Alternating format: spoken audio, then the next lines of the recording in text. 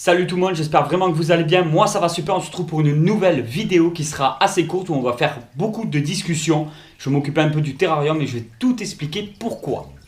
Dans quelques heures, je pars en Espagne, donc avec mon pote Dédé Frelon et avec Célie, bon ma petite famille, la petite famille de Dédé Frelon.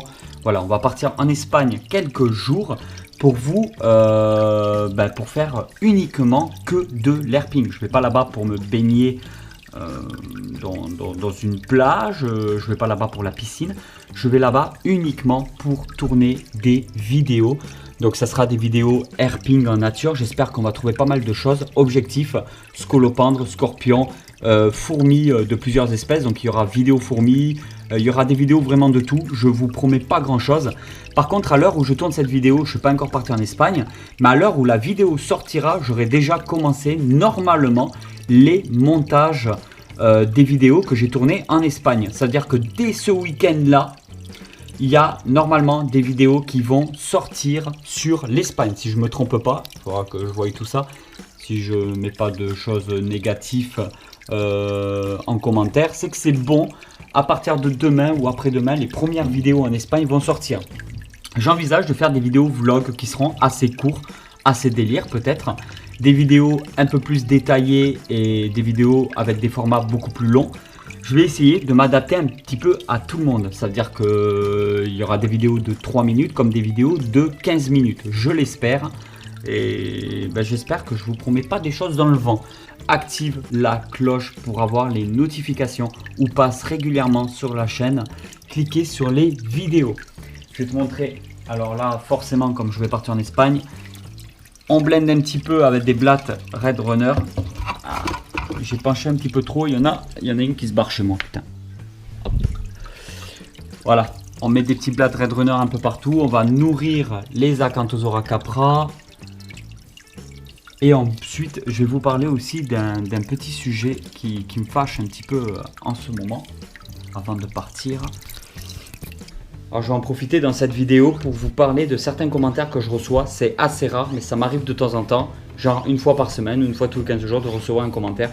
Mais je pense pas que ça vienne de vous, les abonnés. Je préférais en parler un petit peu sur ce sujet, de dire ce que je pense. Mais plutôt, je pense que ça vient de personnes qui tombent sur la chaîne YouTube. Des fois, je reçois des messages de personnes qui disent « Ouais, il faut laisser les serpents dans la nature, ils sont mieux dans la nature, ils sont pas faits pour vivre en captivité, etc. » Alors, j'aimerais répondre à ces gens-là que c'est tout simplement l'ignorance qui fait qu'ils parlent comme ça parce qu'ils ne connaissent pas et pour eux, les animaux, ils sont bien dans la nature. Alors, il faut savoir quelque chose. Moi, personnellement, je suis bien en captivité. Je ne sais pas vous, je ne sais pas toi, derrière la caméra. Mais personnellement, moi, je suis bien en captivité. C'est-à-dire que j'aime bien avoir un certain confort, de la bouffe. Voilà, je n'ai pas envie d'aller chasser ma nourriture. Je n'ai pas envie de prendre des risques dans la nature. Je n'ai pas envie de me peler le cul dans la nature ou avoir trop chaud. Moi, je suis bien avec mon petit confort en captivité. Il ne faut pas penser forcément réagir humain, il faut réagir animaux. Quand je fais donc de l'herping en nature, je fais énormément d'observations. Je ne sais pas si toi, de ton côté, tu as déjà fait de l'herping ou tu fais de l'observation en nature. J'ai vu beaucoup de choses en nature. J'ai vu des serpents, j'ai vu des lézards, j'ai vu des geckos, j'ai vu des chevreuils, j'ai vu des cerfs, j'ai tout vu. Je crois que blaireaux, j'ai déjà tout vu en nature. Alors qu'est-ce qui se passe en nature? En nature, les animaux peuvent mourir de soif, ils peuvent mourir de chaud, ils peuvent mourir de froid, ils peuvent mourir de faim. Ils peuvent choper des parasites internes, externes. Ils peuvent attraper certaines maladies, avoir des tumeurs, des problèmes, des ci, des ça, voilà. Et là, vous allez me dire, oui, mais c'est la nature, c'est comme ça. Personnellement, j'ai déjà trouvé dans la nature des serpents et j'ai pu les observer. J'avais trouvé une magnifique, il y a 2 ans, je crois, 2 ou 3 ans, une magnifique couleuvre verte et jaune. Comme ça en train de se balader dans la nature. Elle avait des énormes signes de maigreur. Elle était hyper affaiblie. Elle était dans un coin, elle bougeait presque plus. J'ai remarqué que sur elle, elle avait des parasites. Donc un genre de puce ou d'acariens qui était collée aux écailles, qui lui pompait tout son sang sûrement, ou je sais pas. Elle avait des cicatrices un peu partout sur le corps et des problèmes de mue.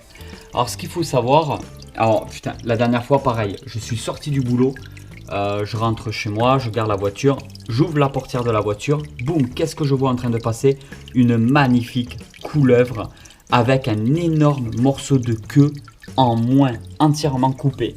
Pourquoi? Peut-être par un chat qui est passé par là, peut-être un cycliste, peut-être, on ne sait pas. Et les accidents, ça peut arriver, ça peut être autant de la prédation qu'un accident, peu importe. Peut-être qu'il s'est fait rouler l'arrière de la queue par une voiture, et après ça a nécrosé, il a fini par la perdre. Je ne sais pas en fait.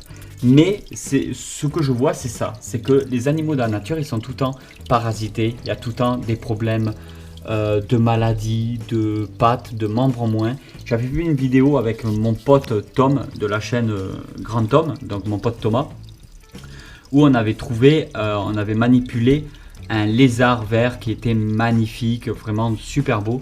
Et il avait carrément un bout de patte arraché et déjà en train de nécroser. Alors c'est vraiment pour vous dire, dans la nature, je ne pense pas honnêtement que les animaux soient si bien que ça. Ensuite, je vous parle de la nature. Alors déjà, il y a le gros problème de sélection naturelle, de prédation, de tout ça, de stress. Les animaux sont beaucoup plus agressifs, ils sont beaucoup plus en stress.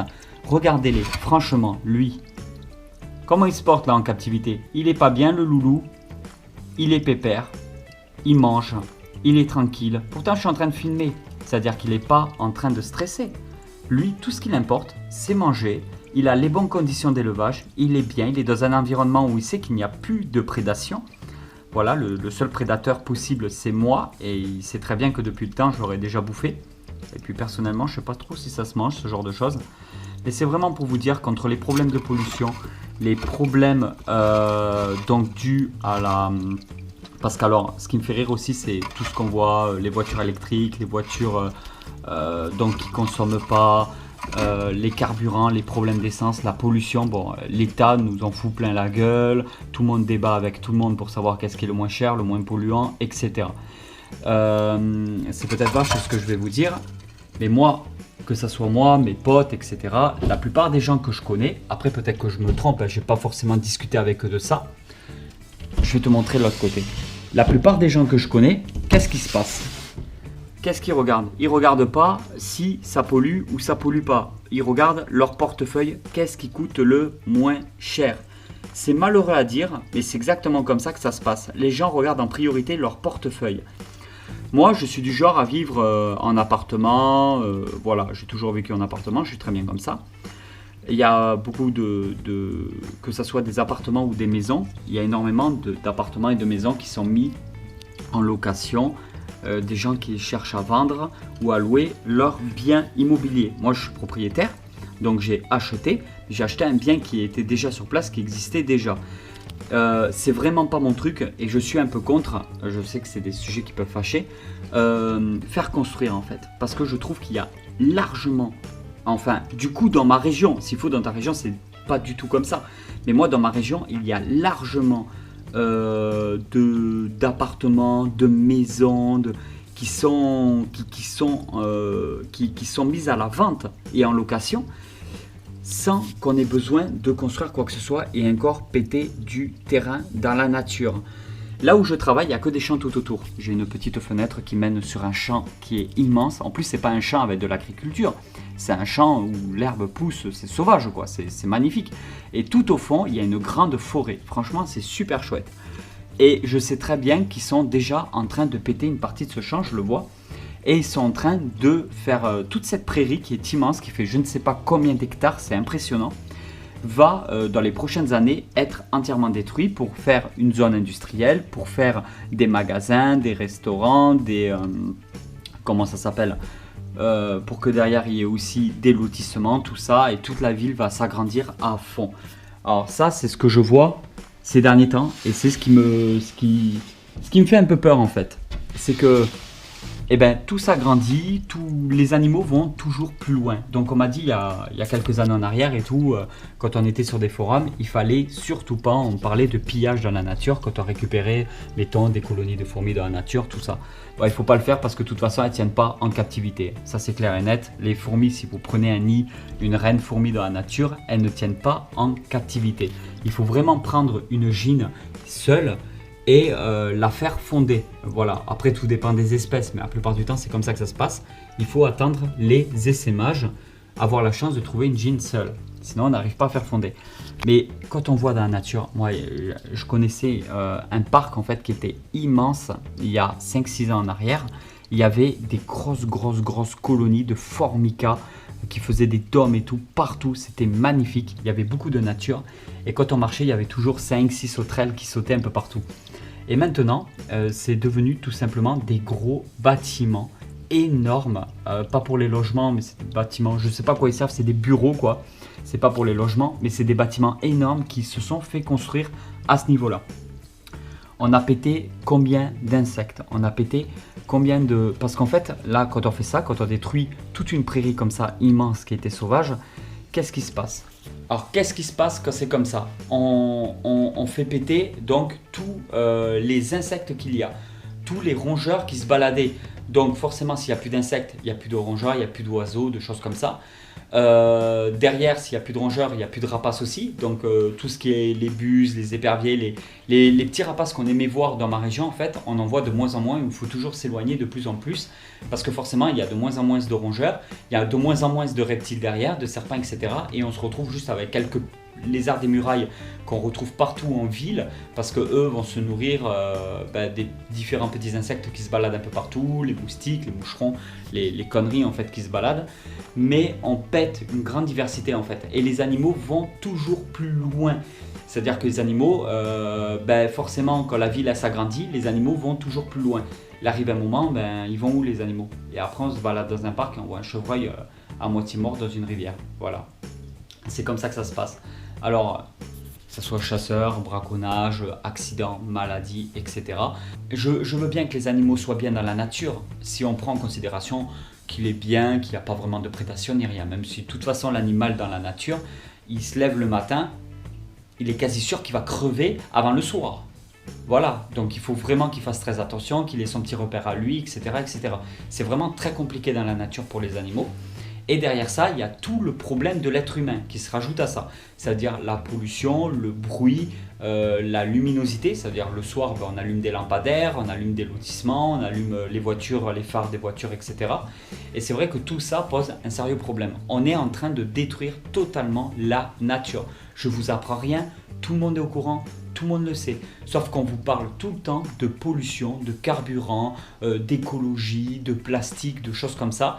Et moi, aujourd'hui, je vous parle aussi que, eh oui, le gros truc qu'on n'entend jamais parler, mais qui est pourtant vrai, c'est le logement. Donc, tous les gens qui font construire des bâtiments un peu partout, soit pour se loger, soit pour créer des sociétés. On crée des sociétés, on crée du travail, etc. Par contre, il y a beaucoup de maisons qui se font construire, en plus que beaucoup de gens galèrent à revendre leurs biens immobiliers derrière. Donc je pense que si déjà, d'une part, on prenait l'initiative d'acheter ou de louer un logement déjà existant, ça nous éviterait de péter déjà une partie de la nature. Parce qu'il y a tellement d'endroits, du côté de chez moi, après je ne sais pas chez toi comment ça se passe, mais chez moi il y a tellement d'endroits où les gens ils cherchent à vendre leurs biens immobiliers que je ne vois pas en fait l'intérêt de faire construire quelque chose pour encore plus péter du terrain. C'est le petit sujet qui fâche avant que je parte en Espagne. J'espère que cette petite vidéo t'a plu, c'est du basique de chez basique. Voilà, je me suis occupé des acanthos, je m'occupe un peu des fourmis, je m'occupe de tout le reste et je pars avec ma petite famille et la famille ADD pour l'Espagne.